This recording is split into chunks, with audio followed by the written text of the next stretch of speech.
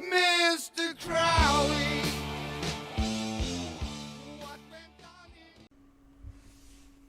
Alors, qu'est-ce qu'une SCPI? Avant de démarrer, avant de vous expliquer un petit peu ce qu'est une SCPI, je vais me présenter, je suis Emmanuel Sobesti, je suis conseiller en gestion de patrimoine et conseiller en investissement financier. Pour autant, cette vidéo ne fait pas office de conseil en investissement. Qu'est-ce qu'une SCPI?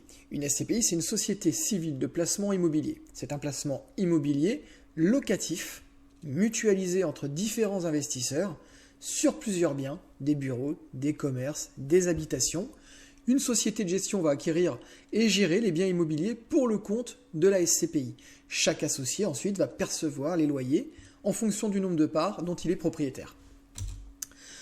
On peut voir sur une étude IEIF, sur celle de 2021, que les SCPI ont un rendement sur 10 ans, un taux de rendement interne. Le taux de rendement interne, c'est le rendement qui va comprendre à la fois la valorisation, les loyers, mais aussi tous les frais inhérents à l'acquisition et à la gestion des SCPI. Donc, c'est le TRI. Ce TRI est de 5% sur 10 ans, entre 2011 et 2021. Et sur une plus longue période de 20 ans, on voit qu'il est de 8,5%. Donc, c'est un placement qui est très sécurisé, qui a un risque, on le verra plus tard ou sur une autre vidéo, assez faible, qui a une note en général de 3 sur 7. On verra dans une autre vidéo comment expliquer cette notation. On voit là, sur ces deux graphiques, que la SCPI est plutôt bien positionnée par rapport à son risque en termes de rendement. Notamment quand on regarde les actions, bon, on voit sur les 10 dernières années que les actions font 12%, alors que les SCPI font 5%. Par contre, sur les 20 dernières années, les SCPI font 8,5% quand les actions font 5,5%, donc 5,7%. On voit que la volatilité ici des actions est quand même assez élevée comparée à celle des SCPI. Pour autant, c'est comme de l'immobilier classique, le rendement n'est pas garanti. Quand vous achetez des parts de SCPI, la valeur de cette part n'est que le reflet de la valorisation du parc immobilier dans la SCPI. Concrètement, si le parc immobilier perd de sa valeur, la SCPI peut perdre de sa valeur. Et à l'inverse, s'il augmente sa valeur, la SCPI peut augmenter sa valeur. Bien qu'il y ait des fourchettes de tolérance, mais on verra ça à nouveau dans une autre vidéo parce que ça prendrait un peu plus de temps de rentrer dans le détail. Le capital garanti n'existe pas non plus pour des SCPI. En fait, on a un capital garanti que pour des livrets, un PEL ou un fonds euro. Mais pour tout le reste, évidemment, aucun capital n'est garanti. Les liquidités ne sont pas garanties non plus. Ça veut dire quoi? Bien qu'aujourd'hui, quand on revend des parts de SCPI, la dernière vente que j'ai réalisée a été faite en 2 semaines. Mais on ne peut pas garantir. Ça dépend de la conjoncture, ça dépend de plein de choses. Voilà. Comme un appartement, j'ai envie de dire. La durée de détention recommandée, c'est supérieur à 10 ans, c'est de l'immobilier, et c'est ce que je vous disais tout à l'heure, l'indicateur de risque est de 3, voire 4 sur certaines SCPI qui vont aller à l'étranger, voire hors zone euro, avec des risques de devises, puisqu'on n'est plus sur de l'euro, on va être sur de la livre sterling, du dollar canadien, des choses comme ça. Alors, comment ça fonctionne? Déjà, les points importants. Son fonctionnement. 1. Les investisseurs vont... Donc vous, moi, nous allons acheter des parts de SCPI. Avec cet argent, avec cette collecte, la SCPI va acheter des nouveaux biens, des immeubles, etc. La société va mettre en place les locataires. En réalité, ils sont déjà en place, mais sur les nouveaux biens, elle va mettre en place des locataires, sauf si, à nouveau, il y a déjà des locataires sur ces biens en place. S'ils achètent un bien avec un bail déjà existant, la société gère les biens au quotidien, elle conduit tous les travaux d'entretien, elle paie les charges, les taxes, et tout ça fait, elle va reverser les loyers nets de charges et de taxes aux investisseurs, aux propriétaires. Tout simplement. Les avantages, un des grands avantages de la SCPI, c'est la mutualisation. Diversité des biens immobiliers, diversité des locataires, diversité des secteurs d'activité, diversité des emplacements géographiques. Tout est mutualisé et diversifié, ce qui diminue nettement le risque comparé à si vous possédez un appartement à un endroit donné. Il faut bien que le secteur soit valorisé au fil du temps. Il ne faut pas que l'appartement, le locataire, ne paye plus. Voilà, il y a beaucoup plus de risques en immobilier direct par rapport au locataire et à la zone géographique et au secteur d'activité qu'en SCPI, puisqu'on a une mutualisation. La gestion, comme on l'a vu précédemment, la SCPI, il faut bien différencier déjà la SCPI de la société de gestion. Ce sont bien deux sociétés différentes. Vous êtes investisseur, vous êtes propriétaire de la SCPI, pas de la société de gestion. Quand vous achetez un appartement et que vous le donnez à louer à Orpi, c'est pas dans Orpi que vous investissez. Ça veut dire que demain, si la société de gestion venait à faire défaut, à faire faillite, la SCPI ne bougerait pas, elle serait toujours là, elle serait en place et elle serait gérée par une autre société de gestion. En attendant, c'est elle qui va réaliser tous les travaux, payer les charges, les taxes, comme on l'a vu tout à l'heure, payer les loyers auprès des locataires, reverser les loyers nets de charges, enfin percevoir les loyers auprès des locataires, des locataires, et envoyer les loyers nets de charges aux propriétaires des parts. La SCPI est un placement très très contrôlé par l'AMF, l'autorité des marchés financiers. Elle est évaluée, le parc immobilier est évalué tous les ans par des experts indépendants et la gestion se fait par la société de gestion, donc qui va vous délivrer tous les trimestres un relevé et tous les ans un bilan annuel pour vous expliquer tout ce qui a été acheté, vendu, tous les locataires qui sont entrés, qui sont sortis, tout ce qui a été gagné. Enfin voilà, énormément d'informations tous les 3 mois pour le bulletin trimestriel, comme son nom l'indique, et tous les ans pour le bulletin annuel. Donc on l'a vu, les revenus sont très diversifiés puisqu'ils sont issus de plein de types d'actifs, de plein de locataires, de plein de zones géographiques, de même plusieurs pays. Les revenus sont très stables, beaucoup moins volatiles que des revenus actions, où les dividendes peuvent être coupés à tout moment en fonction des marchés financiers et de la société. Les revenus sont bien sûr passifs puisque vous ne générez absolument rien. On est sur la plupart du temps des baux commerciaux qui ont une longue durée et qui sont souvent indexés, et ça il faut le vérifier aussi, c'est pour ça que la sélection des SCPI est importante, ils sont souvent indexés à l'inflation. Le rendement locatif, en tout cas du moins sur celle que je propose, est en général compris entre 5 et 7,5% du moins sur 2022. Grande souplesse des SCPI puisque le choix du montant d'investissement, puisqu'on a le choix du montant d'investissement, ça peut être accessible à partir de quelques centaines ou milliers d'euros seulement. Évidemment, allez me trouver un appartement qui puisse être accessible à partir de 2000 euros. On a le choix du mode d'acquisition, c'est de l'immobilier, donc on peut acheter ces SCPI, ces parts de SCPI au comptant, mais aussi à crédit.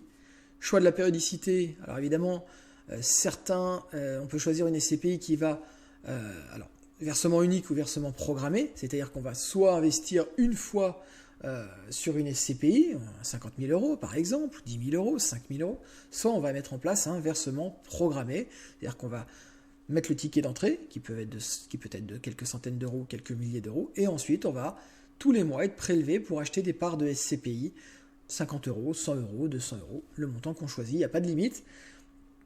Souplesse des revenus, puisqu'on peut percevoir les revenus ou non, effectivement, alors ça c'est pas le cas de toutes les SCPI, certaines SCPI le permettent, c'est-à-dire que les dividendes les loyers sont automatiquement réinvestis en part de SCPI. Ceci étant, ça ne change absolument rien à la fiscalité, c'est comme si vous le receviez sur votre compte bancaire. Souplesse à la revente, évidemment, puisque contrairement à un appartement, vous pouvez revendre tout ou partie des parts. Ça veut dire que si vous avez acheté 100 000 euros d'SCPI et que pour des besoins personnels, vous avez besoin de quelques milliers d'euros, vous n'avez qu'à revendre quelques milliers d'euros d'SCPI pour avoir ce dont vous avez besoin. Pas nécessairement besoin de revendre la totalité. Et souplesse de transmission, c'est pas un souci pour tout le monde, mais ça le devient forcément un jour ou l'autre, puisqu'on évite pour les enfants l'indivision. Effectivement, les enfants reçoivent chacun reçoivent leur part en fonction de la succession et n'entrent pas en division les uns avec les autres. Il faut faire attention donc à la sélection des SCPI qui va sélectionner les SCPI va différer. C'est une chose qui diffère en fonction de votre profil, de votre fiscalité, de votre horizon de placement, de plein de choses. Ce qu'il faut vérifier, c'est la solidité de la société de gestion, l'expertise, la composition bien évidemment de la SCPI. Est-ce qu'on est en adéquation avec le marché cible, c'est-à-dire j'expliquerai ça dans une autre vidéo parce que ça prendrait trop de temps, mais la zone géographique, le rendement, le potentiel rendement, la valorisation, la diversification des actifs et des locataires, le taux d'occupation, la revente et la liquidité des parts. Il faut voir aussi les provisions qui ont été réalisées pour les travaux et le report à nouveau. Voilà, c'est la réserve que garde la SCPI en cas de coup dur pour pouvoir verser des loyers si un jour il y a une crise majeure qui venait à faire baisser. Enfin bon, on verra ça aussi. Les dates clés concrètement aujourd'hui, ce qui est important de comprendre, c'est que quand vous achetez des parts de SCPI, il y a un délai de jouissance. Voilà.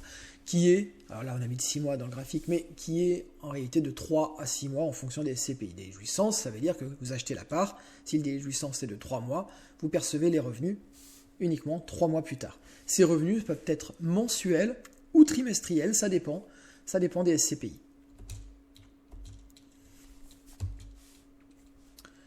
Alors, le prix d'une part de SCPI, évidemment, on va un peu le décortiquer rapidement, il y a des frais de recherche, des frais de collecte. Voilà, les frais de recherche, c'est pour trouver les nouvelles acquisitions, c'est la SCPI qui se rémunère concrètement. Et les frais de collecte, c'est les frais tout simplement parce que cette SCPI a besoin d'argent pour investir dans de nouveaux biens. Et pour obtenir cet argent, il faut qu'elle se fasse connaître. Évidemment, la concurrence est rude. Il y a plus de 200 SCPI aujourd'hui sur le marché. Donc, quasiment toutes sans exception ont des frais de souscription qui englobent des frais de marketing, de communication et de commercialisation. Ce qui veut dire que les frais varient, en général, les frais de souscription varient entre 8 et 12%. Quoi qu'il en soit, quand vous investissez, un investisseur qui investit 100 000 euros sur une SCPI en 2022 et qui a des frais de souscription, une SCPI a des frais de souscription par exemple de 10%. Si la SCPI en 2022 a fait 5% de rendement, l'investisseur va bien avoir 5% de rendement, de revenus en tout cas, sur les 100 000 euros investis, et non pas sur 100 000 euros moins les frais de souscription. Par contre, ces 100 000 euros de SCPI ont un prix de revente. Si jamais l'investisseur voulait les revendre, ce prix de revente, c'est la valeur de retrait. La valeur de retrait qui est indiquée sur votre interface client en général et qui vous indique donc combien vous récupérez si vous revendez les parts. Cette valeur de retrait, on lui soustrait effectivement à ce moment-là les frais de souscription. Concrètement, s'ils sont 10% et que vous revendez les parts le lendemain de votre acquisition, vous allez les revendre à 10%, 90 000 euros. Évidemment, au fur et à mesure du temps, les parts vont se revaloriser, donc un jour, forcément, ces frais de souscription seront couverts, il faut l'espérer, mais normalement, sur une durée suffisamment longue, ces frais de souscription seront couverts par la revalorisation des parts de SCPI. Alors, il faut noter que certaines SCPI aujourd'hui ont 0 frais de souscription. Mais attention, c'est au détriment de frais de gestion plus élevés. C'est au détriment des frais de gestion. Les frais de gestion qui sont habituellement de l'ordre de 12% pour des frais de souscription, pour des SCPI avec des frais de souscription, vont être plutôt de 15-18% avec une SCPI qui n'a pas de frais de souscription. Et celle-ci va avoir des frais annexes un peu plus élevés aussi, des frais sur acquisition, des frais sur travaux. Donc il faut bien regarder quelle est la meilleure SCPI aujourd'hui. Ça peut être le sujet d'une autre vidéo, mais en attendant, on n'a pas beaucoup de recul. Il est très compliqué de finalement savoir sur la durée lesquelles vont plus performer. Peut-être que la solution, une fois encore, ce sera la diversification. Voilà. En gros, ces frais de souscription, majoritairement, vont financer les nouvelles acquisitions. Enfin, la collecte des parts de SCPI va donc financer les nouvelles acquisitions.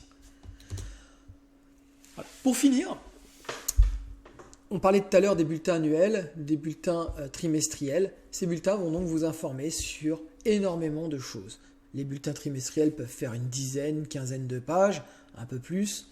Les bulletins annuels peuvent faire entre 50 et 100 pages. Voilà. Aujourd'hui, on les reçoit plutôt par voie électronique, mais on peut les recevoir aussi parfois par voie papier, ça dépend des SCPI.